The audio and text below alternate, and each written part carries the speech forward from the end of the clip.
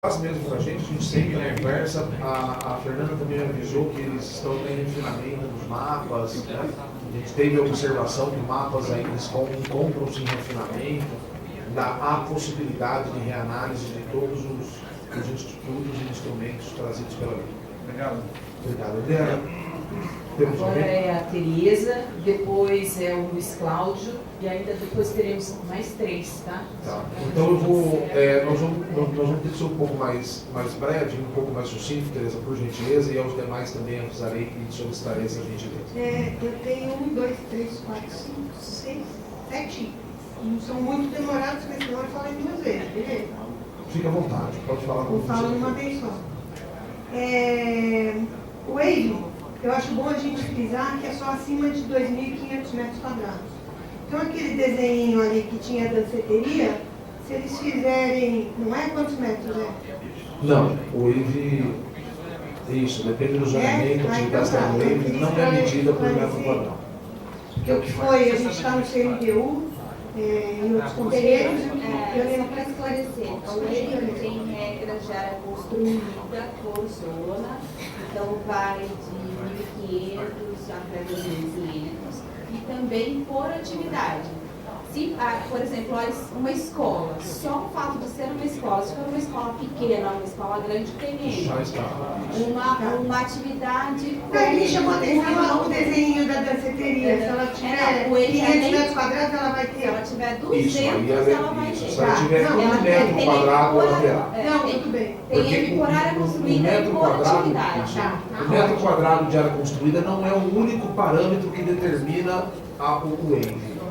Existem outros, como por exemplo a atividade. Tá, é que nas discussões antigas isso daí ficou como.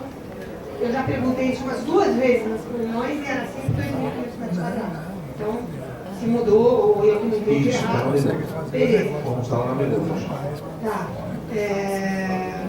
A Amanda citou a infraestrutura, né? Baseado nas coisas na infraestrutura. Eu questiono o aumento da densidade baseada numa infraestrutura que não existe. Por exemplo, Cambuí não tem drenagem, mas não é só o Cambuí. A cidade toda não tem drenagem, não tem nem plano de drenagem. Isso dito aqui, nós temos um vídeo onde a Thelma fala isso numa apresentação, não me lembro quando foi. Campinas não tem plano de drenagem. Mas vai passar a ter posto de recarga. Sim, então, mas nós estamos baseando uma infraestrutura que não existe. Nós estamos querendo crescer a cidade em cima de uma coisa inexistente. Esse é o ponto. Não, o posto de recarga está sendo instituído nessa lei, beleza? Sim, mas não tem. Você está fazendo um adensamento, por exemplo, no Cambuí, que não existe. Aonde passar na telha. Sim, mas não tem. Tudo bem, Então, passar você na vai ter telha. que fazer isso no bairro inteiro, na cidade inteira, para Sim, poder nas novas adensar depois. construções, nas novas- Para poder adensar depois, esse é o ponto. Não, Você está posto de querendo recarga. adensar antes de ter. Como contrapartida, você está falando.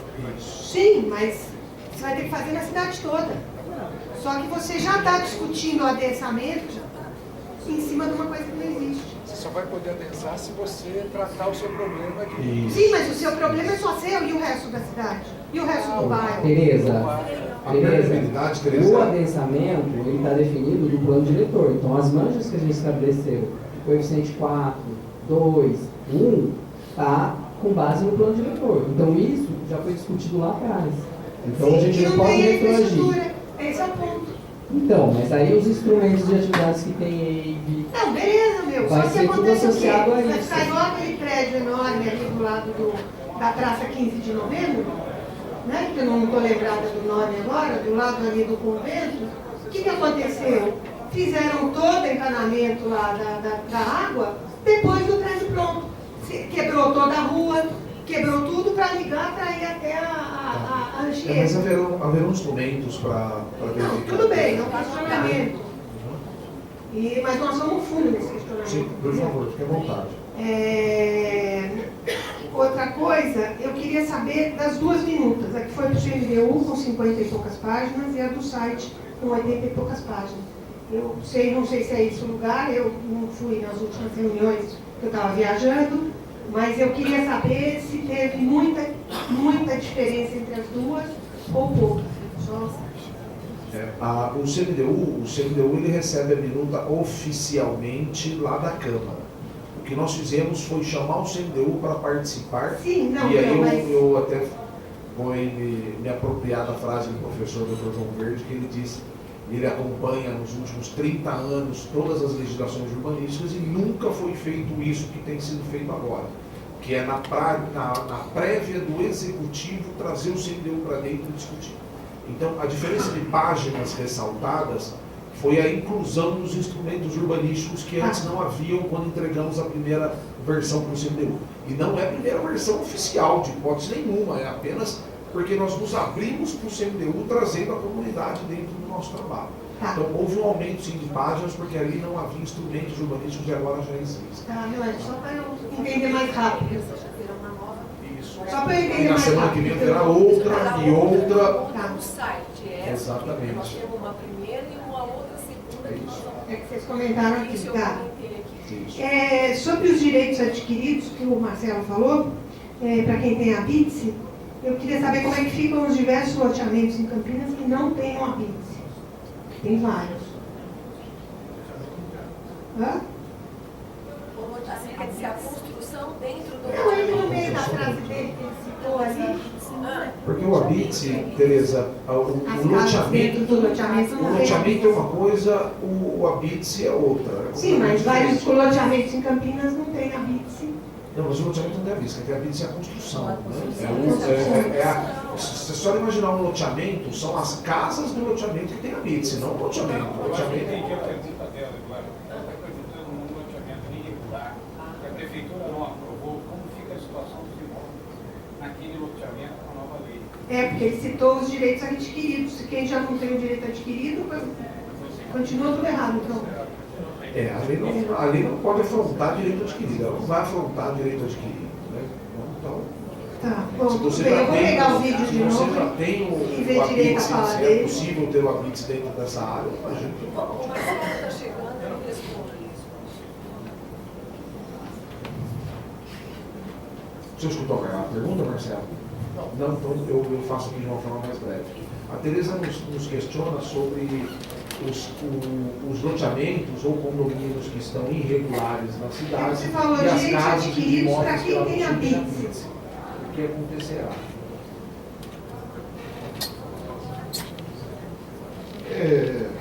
Assim, uma coisa não interfere com a outra. O loteamento fechado é uma coisa, a BITSE do imóvel é outra totalmente diferente. E um interfere no outro. Então, na verdade, não entendi qual é o questionamento. Você só vai conseguir a BITSE se o loteamento tiver As regular. construções irregulares dentro do loteamento? Ou é um loteamento irregular? É o loteamento irregular, onde você tem construções lá dentro, mas o loteamento lá, a figura do loteamento, ela é irregular. Ah, não o fechamento, só o loteamento. Isso, é aquela Loteamento ou lugares que você fechou, tipo esses loteamentos que você fecha, mas eles não são fechados. Você põe a guarita, mas eles não são fechados. Tem vários desses em Souza que não Bom, tem assim. vamos lá, então vamos. Nesse caso, Bom, eu Souza, entendi que são dois vários caminhos. Um é loteamento irregular, loteamento aberto irregular. Não é conosco, é com a Secretaria de Habitação. Então, todo loteamento irregular é com a Secretaria de Habitação. Nós não tratamos de regularização de loteamentos. Então, esse é um. Agora, os loteamentos regulares, de acesso controlado, que estão fechados irregularmente, estão dentro desse pacote de 200 processos aproximadamente que eu falei, que a grande maioria solicitou o fechamento. Né? Tá. Só que a prefeitura não analisou, já conversamos, mas eles fisicamente fecharam. Então, estão dentro desse pacote. Não, nada.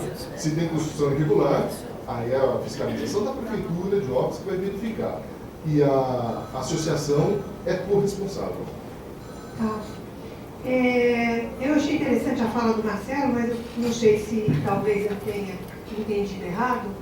Pelo que eu entendi, não podia, pela lei, fazer algumas coisas, mas se o decreto deu autorização, pode fazer? Não sei se eu posso afirmar isso. O que eu posso afirmar é a entidade, a associação que tem o decreto de fechamento e esse é o direito garantido. Então, mas ao ele era direct. direito garantido, mas ele não estava na lei, esse direito, é isso? Não sei. Tem que estudar. Não, pelo que eu entendi da fala foi isso, então por isso que eu queria Não, só da entender. fala, o que houve perguntado aqui pela Rita, se não me engano, isso, pela Rita, ela perguntou que os cinturões de segurança que tem decreto sobre a lei vigente de uso e ocupação do solo, e ela perguntou se esses parâmetros seriam permitidos e mantidos com a próxima lei que está prestes a entrar, que é essa. E o Marcelo falou que a lei que está aqui segue da data da vigência dela para frente. Qualquer alteração no cinturão de segurança anterior, que tem um decreto específico com base em uma outra lei, se ela quiser alterar, o decreto será cancelado e o novo decreto terá sobrevigência dessa lei. Então, se o decreto antigo autorizou o fechamento, porque a lei antiga autorizava o fechamento, esta nova lei não autoriza, o fechamento não será autorizado. Então, quem conseguiu o decreto para fechar o loteamento, seria muito prudente e interessante que não pedisse a alteração dele.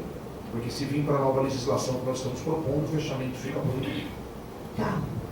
Mas não há decreto passando por cima de lei. Tá? Então, não, o por isso que eu decreto tô perguntando de anterior, novo. isso, eu também O cara imaginei. conseguiu uma coisa Eu já imaginei que a percepção fosse decreto passando por cima de lei. Por isso que eu ainda fiz É esse, que eu não sei se eu entendi o direito. decreto delas estavam em conformidade com a lei vigente na época. Só por isso. Tá. E por fim, é um assunto que eu já falei até com a Sônia, e eu vou perguntar de novo, é uma informação que chegou para a gente, que aqui foi falado que atividade em área pública, que ela falou, atividade em área pública tem que ter regra quando passa a ser área privada. Isso. Tá? Esse caso que eu estou falando especificamente é ali na praça do Ventura Mall. Está sendo feita uma construção de tijolo. Passei já para você, Sônia, as fotos. Uma construção de tijolo sobre a praça pública, ao lado do Ventura Mall, que possui somente autorização da CETEC para alguma coisa não fixa, se não me engano, que está naquele documento. E aí eu aproveito também só para perguntar se o Ventura Mall também está no período da praça, porque supostamente a documentação dele consta como associação sem fins lucrativos. Obrigada. Isso vai ser analisado, existem as figuras jurídicas da concessão de uso do solo público, né? E o termo de concessão de uso do solo público pode determinar quais usos e poderá ser feito. Ela já fez um plano de estudo sobre o Ventura Mall está dentro de uma propriedade privada. Isso, é privada. Não está dentro Esse que eu estou falando hoje está na praça. do Ventura Mall. Do lado do Ventura Mall. Sim. Ao lado do Ventura Mall. Isso, o Ventura Mall é uma propriedade privada, né, dentro de uma terra privada, e a ele há uma praça anexa, e aí tem que ver o termo de concessão de uso que nós vamos verificar. Temos alguém, Adriana mais? Luiz Cláudio. Luiz Cláudio, acho que... Luiz Cláudio presente? Está presente, não? Agora é a Ana. Ana, eu vou levar o microfone aí, só um minutinho. Oi. Sobre uma questão de a solicitação está aberta no site, somente para a pessoa física, só CPF. Associações não vão se manifestar. E 2, tá? Por quanto tempo ficará aberta essa sugestão? Não entendi. Quanto? Por quanto tempo ficarão abertas essas sugestões? Até que data? Tem uma A data aberta para sugestões seria a data até limite para que a gente envie para a Câmara. Porque aí depois as participações começam lá. Por volta do dia 20 de maio, isso de agora. Isso é importante porque eu não tinha essa referência. Se a associação, se tem apenas o campo do CPF, de repente pega o presidente da associação e faz em nome dele. Depois a gente verifica se tem, junto com a IMA, se tem previsão de já conseguir incluir lá a possibilidade do CNPJ. Amanhã nós fazemos isso. Obrigado, doutor Éder. Por gentileza. Segunda-feira, amanhã não. Isso, segunda-feira, amanhã não. Com certeza amanhã não.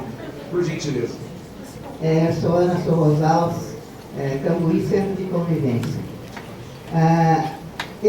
Desculpe a ignorância, eu nem sei se isso vai caber aqui ou não, mas como o Marcelo disse alguma coisa que cito um exemplo, por exemplo, o Jardim Garcia, que era um bairro aberto e que se quisesse depois fechar, poderia, mais ou menos isso. Acontece que ali na rua Antônio Cesarino 943 tem uma casa de taipa tombada pelo patrimônio, pelo Condepac. E aquele trechinho é apenas uma quadra da rua Antônio Cesarino. Ela termina, inclusive, nessa mesma quadra, na outra esquina. E nós temos ali ônibus virando e que quase cai dentro da casa, porque o espaço é muito pequeno. Tem estacionamento de um lado, né, permitido na rua, o ônibus não consegue virar, quase cai em cima da casa. E outra, cada vez que ele passa, o impacto no solo, cai um pedaço da taipa fora, que afunda de calçamento e dá problema. Eu não sei se, como foi dito, que dentro das premissas, né, estaria que seria de acordo com os bens culturais, né, históricos. Se existe alguma coisa no zoneamento que possa garantir a integridade dessa casa tombada. Senhora, eu acho que a senhora está... A lei de zoneamento ela não consegue interferir no itinerário dos ônibus, né? Isso é INDEC. Isso é INDEC, e o zoneamento também não interfere na circulação de veículos pela cidade. Já é tombada? Ela é tombada é uma casa de taipa do século passado, uma das mais antigas da cidade. Sim.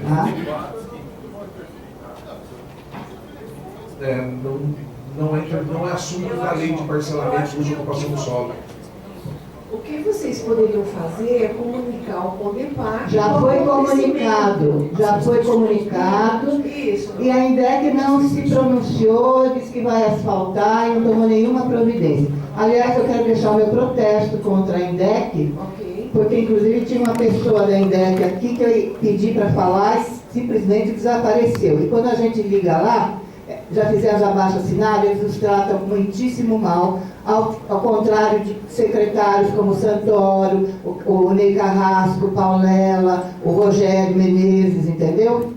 Eu vou fazer o seguinte, na segunda-feira eu mesmo ligarei para a Deise para comentar esse assunto que você colocou aqui. Isso já foi através do secretário de Mas eu Cultura. vou dizer a ela Certo. que você esteve aqui, né, e que colocou esse assunto novamente, o que poderia ser feito. Certo, Uma vez que agradeço. já é um imóvel tombado. Tombado. Entendeu? O que a gente poderia fazer para não acontecer isso, na verdade? Exato. Mas Muito não obrigada. realmente não é o assunto, eu entendo, mas vamos Perfeito. fazer isso. Tá, muito obrigada. Eu só queria fazer mais um comentário respondendo para a Tereza sobre os loteamentos fechados, né? Que são as construções dentro do loteamento fechado. É o seguinte, as construções, se elas estão dentro da 09 de 2003, nós temos como regularizar, porque nós temos essa lei. Mas se fazem alguma coisa que a gente não possa regularizar, no momento não temos lei nenhuma, que é o que nós chamamos a famosa lei do puxadinho. Entendeu? Aí sim teríamos como, porque nós temos, eu lembrei inclusive, que São Conrado, que existem diversas residências que a gente não tem como regularizar. Porque a lei que nós temos de regularização, que é a 09, muito do que eles fazem não se enquadra. Então nós temos que ter essa lei famosa do puxadinho para poder regularizar. Tá bom, bem? Adriana, Agora é o Aníbal. Aníbal. E depois é o Justino e a gente encerra. Sim, e encerraremos a participação. Obrigado. Bom dia, sou Aníbal, da região lá do Campo Belo. E o vereador Carlos Luiz, ele tocou numa ferida aí que acaba provocando a gente.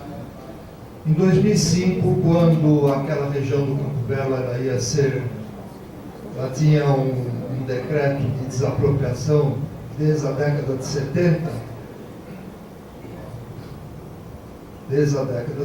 toda essa região aí, amarela. isso tudo ia ser a área do aeroporto de Viracopos. Em 79 foi o primeiro decreto de desapropriação e depois, durante 30 anos, esse decreto ele foi sendo renovado e essa área ficou abandonada. Os proprietários dos loteamentos ali, loteamentos aprovados pela prefeitura na década de 50, eles foram abandonando e houve um processo de ocupação fundiária nessa região. Em 2005 nós fizemos um trabalho para que a pista do aeroporto de Viracopos, que está naquela área roxa, não viesse para o lado de cá, da Santos Dumont. Porque esse desenvolvimento do aeroporto para o lado de cá demandaria, na época, em 2005, uma despesa aproximada de 750 a 800 milhões de reais para desapropriação dessa área amarela, bem como um desvio de 17 quilômetros da rodovia Santos Dumont, porque a pista não poderia passar por cima da rodovia Santos Dumont. Então haveria um desvio de 17 quilômetros, isso em 2005. Nós fizemos um trabalho e conseguimos provar tecnicamente na região que o desenvolvimento do aeroporto de Viracopos poderia se dar ali do lado roxo, sem afetar socialmente e economicamente a região do lado de cá. Então essa é a história da nossa região.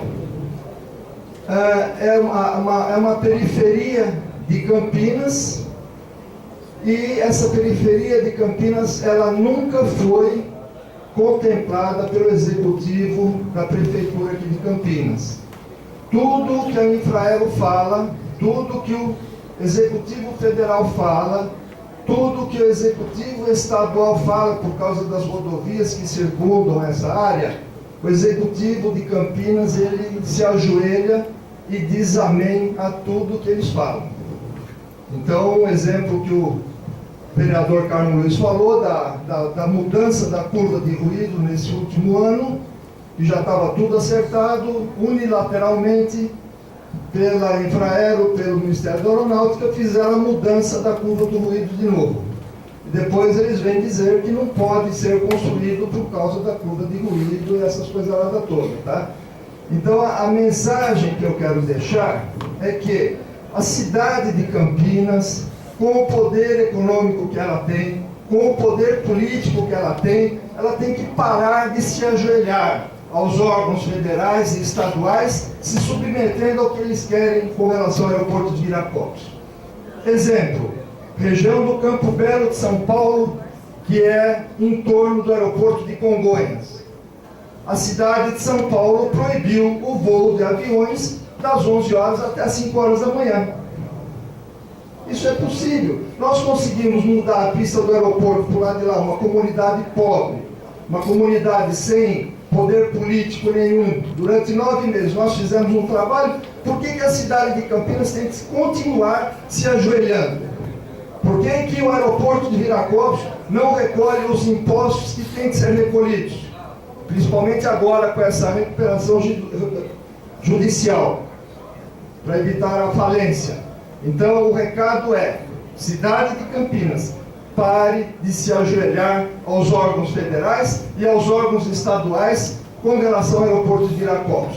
Porque essa submissão da cidade de Campinas perdeu o aeroporto internacional na década de 80, que foi lá para Guarulhos, né? Que poderia e deveria ter sido em Viracopos, e por questões políticas foi para Guarulhos, e Campinas vai continuar perdendo se continuar se ajoelhando. Esse era o recado. Muito bem, Xavier, muito obrigado. É Justino. Bom dia a todos e a todas. Meu nome é Justino, eu também sou lá da região do Campo Belo. Eu trabalho na Infraero já há uns 17 anos e participei desses argumentos que o Aníbal colocou, o vereador também colocou o Carmo, o Landolfo também nos acompanhou muito no processo de alteração na mudança do aeroporto de Viracopos da pista do lado de cá da Santos Dumont para o lado das áreas rurais. Desde que o governo Lula assumiu, nós também acompanhamos todo esse processo. Qual que é a minha preocupação? Eu também moro aí no Campo Belo, exatamente. Até pouco tempo atrás, em 2008, 2009, foi alterada a rota das aeronaves. Agora, no último ano, meados de setembro, outubro, simplesmente as aeronaves voltaram para a rota antiga. Eu, quando pessoa trabalhador e morador, particularmente eu já pedi informações ao Porto Comar e também a área da navegação aérea, informações públicas, que autorizou a alteração da rota normal. E a gente não consegue informações de que forma que se deu isso. Especula-se que foi apenas de economia de querosene e de tempo das aeronaves. Então, isso é muito ruim, porque colocou toda a região de volta dentro da curva de ruído, simplesmente com a alteração da rota das aeronaves, sem contar o prejuízo para a população, que é as aeronaves permanentemente passando em cima das cabeças de novo, e o problema do querosene, do fluido ao longo dos anos, que pode trazer algum dano à população. O que eu gostaria mesmo é que o município se colocasse, porque senão todo o trabalho que o município está fazendo de regularização fundiária, ali que mudou, atendeu o pedido da população de residencial para a zona mista 1, atendeu a demanda da nossa comunidade. Só que novamente volta as rotas da aeronave em cima da cabeça da população e traz tudo de volta o problema da curva de ruído, com ela todas as barragens que vem, que não pode isso, não pode aquilo, porque está dentro da curva de ruído.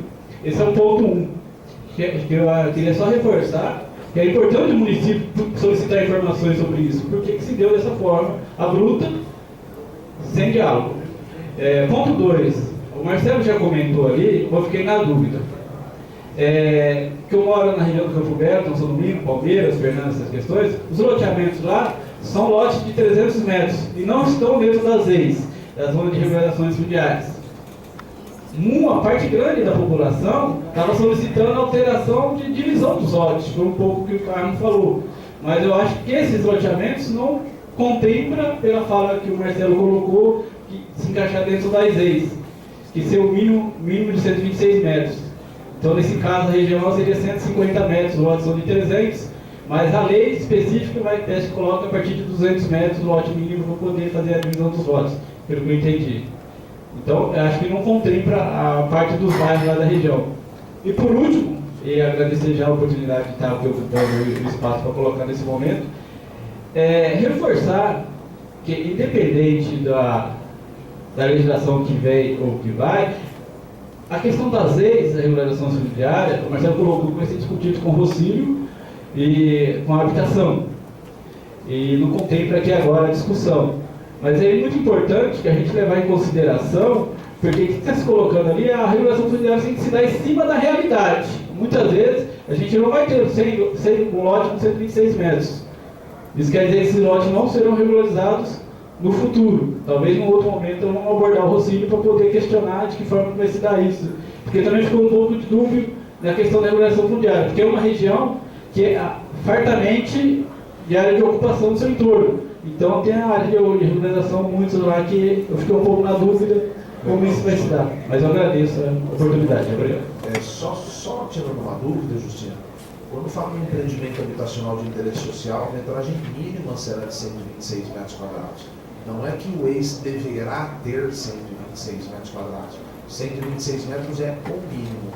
Então, na sua posição, um desdobro de lote de 300 para 2 de 150 estaria atendido, sim, estaria sendo possível. É uma região que todos sabem que demanda de regularização fundiária, lá são ocupações, em sua grande maioria, e já teve uma demanda até do Rocílio, do pessoal da habitação, para que a gente trabalhasse a regularização. Foi uma área que está sendo inserida, sim, dentro do planejamento agora municipal. Se você perceber, a zona mista 1 e parte da zona mista 2 da Miguel Melhado, né, que é a parte principal do eixo. Então é uma região que vai poder ser, sim, atendida, só que ela deverá necessariamente ser precedida de regularização. Então ela precisa primeiro passar pela regularização, para depois poder dar uso. Pessoal? Justino, só para complementar o que o doutor Elgar falou, é assim, no caso específico seu aqui, são loteamentos irregulares. Sendo um loteamento irregular, Não cabe a subdivisão de lotes. A gente, pelo urbanismo, nós não conseguimos fazer nada, porque é um loteamento irregular. A possibilidade, você falou que a maioria dos lotes são 300 metros. E vocês queriam subdividir para... Mas não é loteamento irregular, eu estou falando loteamento regular. É que tem loteamentos irregulares e loteamento regular. Eu estou falando dos loteamentos regulares da região. Irregulares, né? Regulares. Regulares, perdão. Então, os loteamentos regulares que foram aprovados fora da lei de ex, realmente não vai poder ser subdividido para lote menor. O lote menor vai ser 200 metros. Como ex, não. Tem a possibilidade de quadras inteiras serem anexadas e subdividir como ex? Tem, através do EI. Mas o lote individual não vai ter, infelizmente. Bem, agora, então, o irregular não é o caso, né? Não, tudo bem? Não estou aqui, compreendo. Eu queria aproveitar, Eduardo, sim, senhor, a curva do ruído ali, só para entendimento. A parte de cima é a curva de ruído atual da pista atual, tá? A parte de baixo é a curva de ruído das pistas previstas, tá? Então, se a gente perceber aqui, essa curva que está aí não é a que está sendo praticada. Onde você vê aquele verde mais escuro, né? E o verde mais claro, os aviões eles estão tanto do lado para baixo, para o lado direito, como para o lado esquerdo, eles estão fazendo a curva fora desse parâmetro que vocês já estão desatualizados. A curva de ruído, ela vem por determinação do Comars, uma da aeronáutica. Mas você vê, o que você está mostrando aqui é uma curva de ruído que já eles não está em uso. que eles forneceram, exatamente. Que foi que nós negociamos no aeroporto, fomos lá. Nós vamos passar para o São Paulo vai inclusive pedir uma nova curva para eles, a gente vai entrar em contato e ver se a gente consegue resolver essa situação. A gente só tem que tomar um pouco de cuidado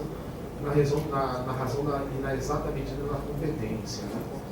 Então, muitas vezes o município tem determinados interesses, a competência às vezes é estadual ou federal, e aí imagino eu que não seja uma submissão do município, é apenas uma aceitação do município de que é competência de outro órgão, e aí a gente fica um pouco amarrado. Mas nós vamos levar sim essa consideração. Já em razão da hora e com a devida participação de todos, gostaria de agradecer a presença de todos que participaram. Faço isso, né, em nome da Sônia Barreiro, do nosso secretário, que hoje não vieram, e em nome deles agradeço a participação de todos os técnicos aqui presentes. Os técnicos têm colaborado muito, não só com o trabalho, mas com a vinda pessoal aqui ao sábado, poder tirar as dúvidas de todos. Então, deixo aí a Sônia e ao Marcelo, se quiserem fazer algumas considerações finais. Muito obrigado. Não, só quero agradecer a presença de todos e obrigado aí pela colaboração. E a gente, a equipe aqui, nós estamos fazendo o melhor. E a gente tem acatado aí as demandas de vocês e na medida do possível, porque como eu sempre falo, é uma lei muito técnica, né, no qual nós tivemos uma diretriz que é o plano diretor, então às vezes tem coisas que nós não podemos atender, mas a gente leva assim para o secretário, ele com o bom senso dele, e vamos ver se a gente consegue aí fazer alguma coisa, tá bom? Muito obrigada.